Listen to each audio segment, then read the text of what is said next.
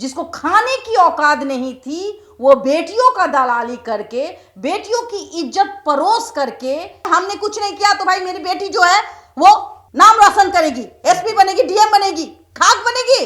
इनका जो हॉस्टल है उनको ढहा देना चाहिए, इनकी संपत्ति की जांच होनी चाहिए, इनके संपत्ति को कब्जा करना चाहिए और इसको फिर से भिखारी बना दिया जाए। अपनी बेटी का इज्जत होगा, दूसरे की बेटी को जबरन इस धंधे में वो गिराते थे होंगे। दरवाजे पे क्या लिखा हुआ है? बिल्कुल, अंदर हॉटनेस भरा हुआ है। लड़कियों का दलाली करो, लड़कियों के जिस्म को बाजार में बेचो। फॉर्च्यूनर तो अनगिनत 3 करोड़ की गाड़ी और बंगाली लड़कियों को ला करके बंगाल की लड़कियां सप्लाई करते थे। जो महिला थाना प्रभारी है उनकी क्या संलिप्तता है ये भी बहुत मायने रखता है। ऊपर से रात रंगीन करने वाली लड़कियों को भी ला रखे हैं, तो जाहिर सी बात है चमड़ी का धंधा बेजोड़ चल रहा था। 100 करोड़ के मालिक बन गए। उसके बाद उसने क्या किया, उस लड़की को सोचती है पढ़ लिख के हम IAS IPS और दिस डैट बन जाएंगे, और होता है क्या, कभी किसी के इश्क में पड़ गई तो ब्लैकमेल करने के लिए ये ऐसे जो कलुआ है जिसमें मोटे मोटे चैन, जिसने कभी बाप जिंदगी में नहीं देखा होगा, भूखमरी वाला हाल होगा इसका, भूखे मरता होगा। लेकिन इसने चमड़ी का बिजनेस किया और चमड़ी के बिजनेस को इतना फल फूल गया कि माँ बाप देखिए कि वो देखते क्यों नहीं है कि हम अपनी बच्ची को कहाँ दे रहे हैं। हमारी बच्ची हॉस्टल में सेफ है या नहीं है, हमारी बच्ची सुरक्षित है कि नहीं। अरे भाई पढ़ने के लिए भेजे हो तो जरा देख लो ना कि बेटी कैसे रहेगी तुम्हारी। नीट छात्रा मौत मामला जो है लगातार तूल पकड़ा हुआ है। इसमें नए नए पन्ने जुड़ रहे हैं और नए खुलासे हो रहे हैं, लेकिन सवाल एक ही कि आखिरकार बेटी को इंसाफ कब मिलेगा। दरिंदे जो थे वो लाल घर कब जाएंगे और बेटी के परिवार जो अभी भी सरकार के और टकटकी भरे निगाहों से देख रहे हैं, उनके आंखों में संतुष्टि कब मिलेगी कि मेरी बेटी के जो दरिंदे थे वो अब जेल के पीछे हैं। लेकिन पुलिस प्रशासन कटघरे में है, खाकी पर गंदा दाग लगा है और साथ ही साथ जिस डॉक्टर को भगवान माना गया था वो हैवान निकला। लेकिन इन सब के बाद भी जहां पर लड़की रहती थी गर्ल्स हॉस्टल, वहां पर आज हम आपको बड़े बड़े खुलासे करेंगे। हॉस्टल की अंदर की तस्वीर दिखाएंगे, दरवाजों की कहानी बताएंगे और सारे कहानी के पीछे मनीष रंजन, वो मनीष रंजन जो 2020 में पटना में कदम रखते हैं, वो एकाएक करोड़पति कैसे हो जाते हैं। वो कौन लड़कियां थी जो 3rd फ्लोर पे रहती थी, जिनको लेकर बड़े बड़े गाड़ियों के लाइन लगते थे। तमाम खुलासे होंगे और हमारे साथ में देशवा न्यूज चैनल की brand ambassador Rubaru Mrs India senior journalist Babita Mishra ji हैं। मैम स्वागत है आपका। जी लेकिन मामला बेहद गंभीर है। मामला एक बच्ची का है जिस बच्ची के साथ हैवानियत हुई और खाकी कटघरे में है। सबसे बड़ा सवाल, जो घटना घटी है आज, मैं कहूँ कि 15 दिन हो गए, 15-16 दिन जी, और पुलिस इन्वेस्टिगेशन कर रही है, नो डाउट अपना काम कर रही है, लेकिन सवाल पुलिस पे भी उठती है। बिल्कुल। फिर बहरहाल अगर हम बात कर ले अगर हॉस्टल की, तो जरा तस्वीर और वीडियो के साथ दिखाइए।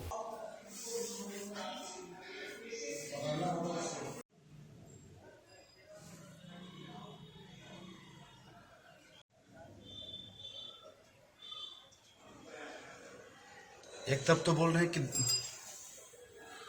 आपने देखा जी हॉस्टल के दरवाजे पे क्या लिखा हुआ है? बिल्कुल, अंदर हॉटनेस भरा हुआ है। गर्मी, हॉटनेस का मतलब होता है अंदर गर्मी भरी हुई है, यानी कि वहां रात रंगीन किया जाता था। डेंजर जोन, हाँ, और डेंजर जोन मतलब देखिए, ये जो मनीष रंजन है वो चमड़ी का दलाल है।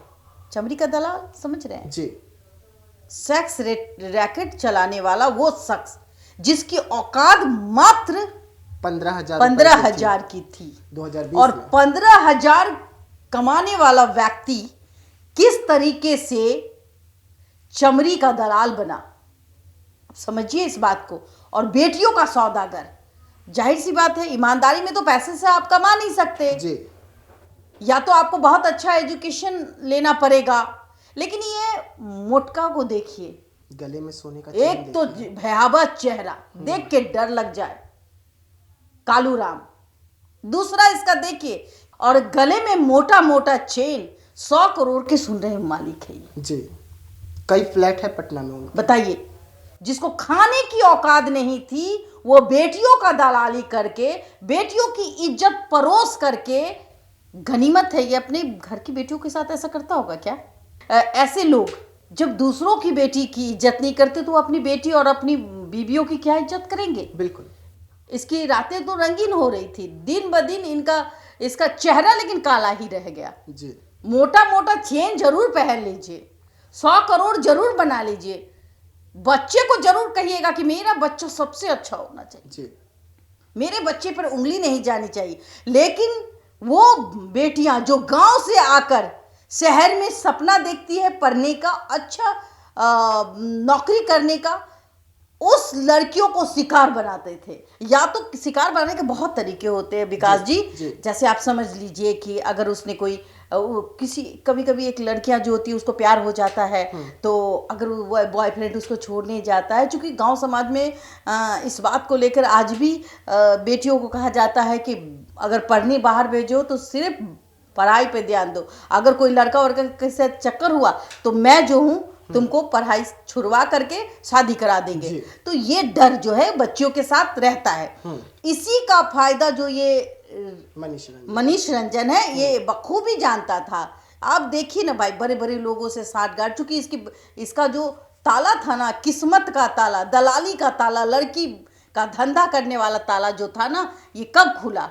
जब कोरोना काल में सिलेंडर सप्लाई करने का मौका मिला, किसी कहा जाए हॉस्पिटल से इनका नाता रिश्ता जुड़ा, दिल से दिल टकराया, उसके बाद ही कलुआ को लगा कि भाई मेरा तो रास्ता साफ हो गया और हम कब इनके चरणों की का दासी बनेंगे। तो दासी बनने के लिए क्या सबसे सॉफ्ट टारगेट है, लड़कियों का दलाली करो, लड़कियों के जिस्म को बाजार में बेचो। लेकिन मैम जहानाबाद में इनकी वहां भी संपत्ति है। अच्छा। जहानाबाद में वांटेड है, लेकिन अच्छा। जहानाबाद पे इनको 2-3 मामले आपराधिक दर्ज हैं, जिसमें एक हत्या का मामला है। लेकिन शौक नेता बनना था इनको, मुखिया बनना था अपने गांव का, आज जिसको लेकर तैयारी भी करते, विधायक भी बन जाते जी, लेकिन मुखिया से शुरुआत करना चाहते थे।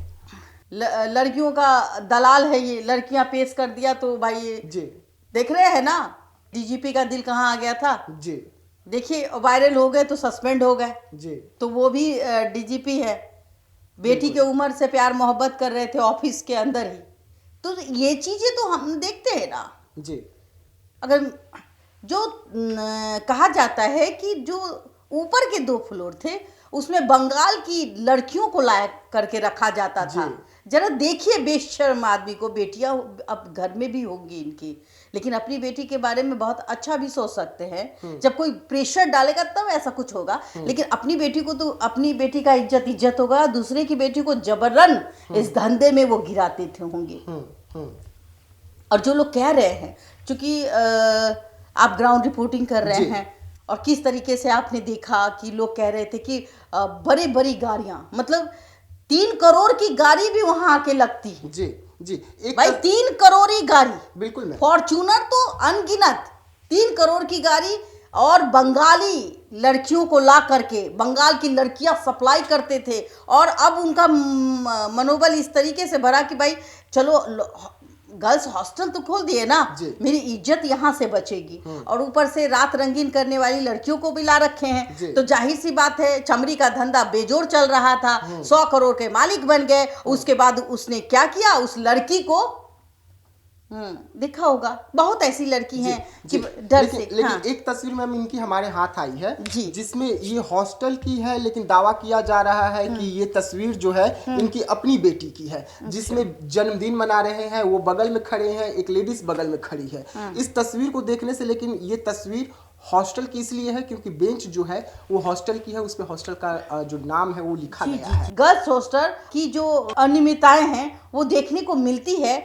और गर्ल्स हॉस्टल हो चाहे बॉयज हॉस्टल, लेकिन उनपे जो संचालक है वो भेड़ बकरियों की तरह गर्ल्स हॉस्टल खोल देते हैं और लड़कियां यहाँ भविष्य का सपना पूरा करने आती है और सोचती है पढ़ लिख के हम IAS IPS और दिस डैट बन जाएंगे। और होता है क्या, कभी किसी के इश्क में पड़ गई तो ब्लैकमेल करने के लिए ये ऐसे ऐसे जो कलुआ है जिसमें मोटे मोटे चैन जिसने कभी बाप जिंदगी में नहीं देखा होगा, भूखे भूखे भूखमरी वाला हाल होगा इसका, भूखे मरता होगा।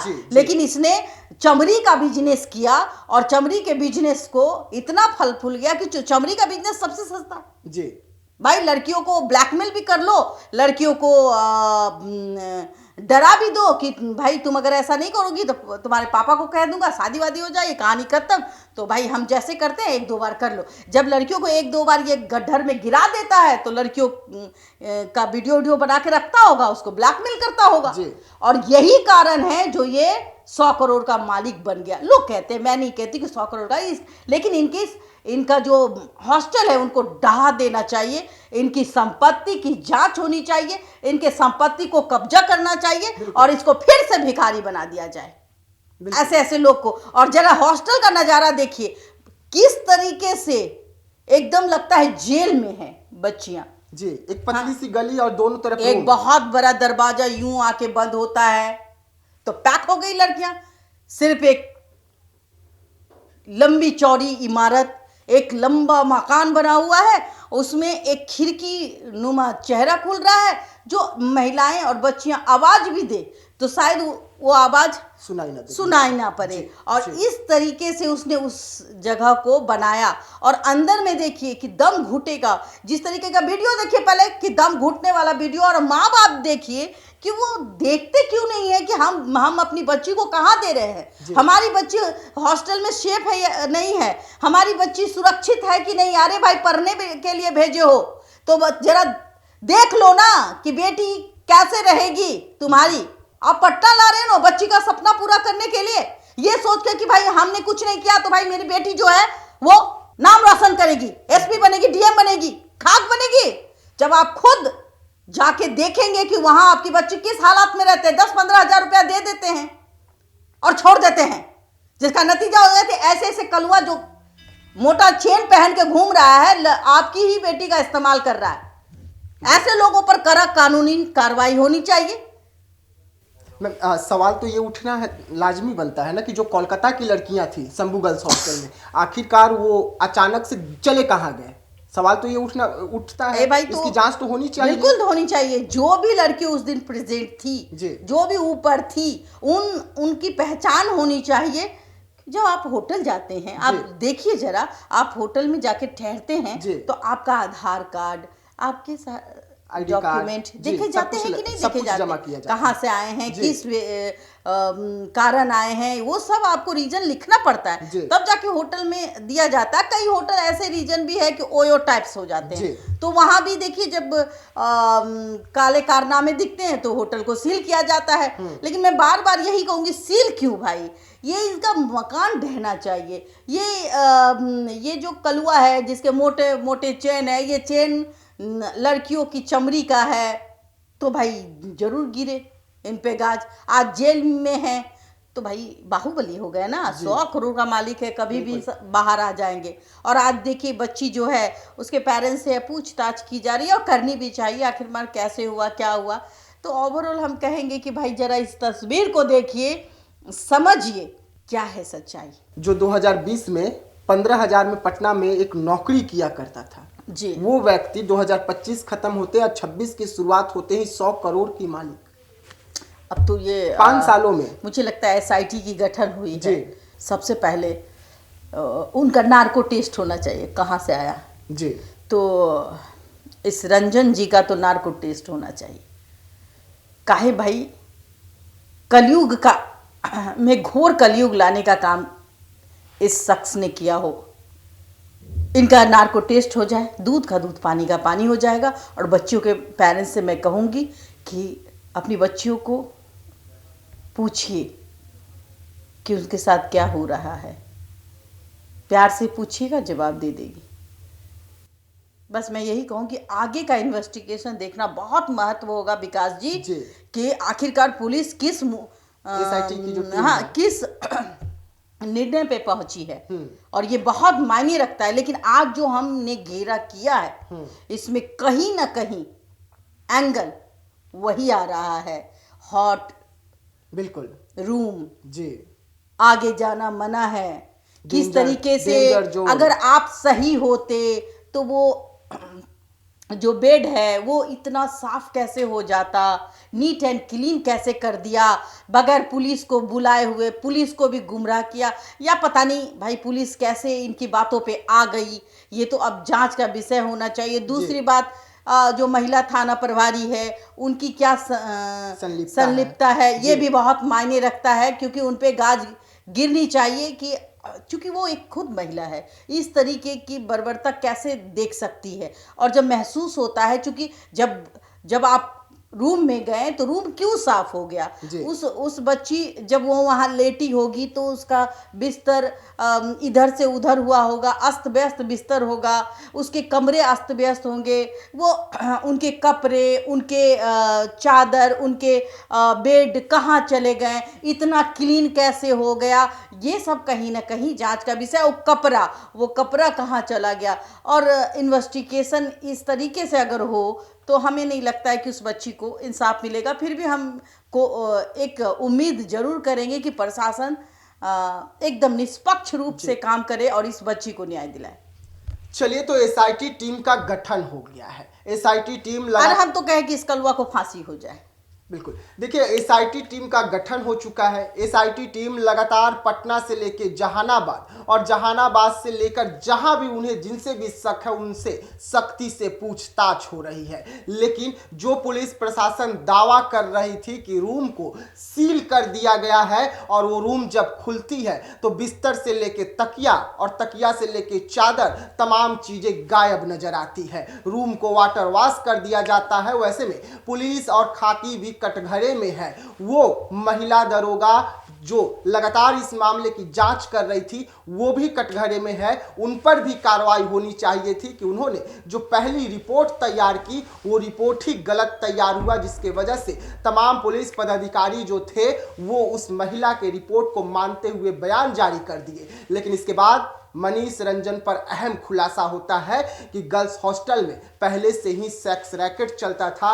कोलकाता की लड़कियां रहा करती थी और लंबी गाड़ियों की कतारें हर रोज लगा करते थे। तो ऐसे तमाम खबरों के लिए रहिएगा देशवा न्यूज के साथ, दीजिएगा इजाजत। और मैं कहूँगी कि देखिए, ये जो खबर है जी। ये खबर हमने इसलिए ये मुद्दे की बात जी। है और हमने इसलिए दिखाई क्योंकि वहाँ के लोगों का ही कहना है। चैनल तो इसकी पुष्टि कतई नहीं करता। बिल्कुल, बिल्कुल। लेकिन हाँ, हमारा मानना है कि अगर ऐसे समाज के लोग हमारे समाज में हैं तो ऐसे लोगों पर कड़ी से कड़ी कार्रवाई होनी चाहिए ताकि बच्चियां सुरक्षित महसूस कर पाए।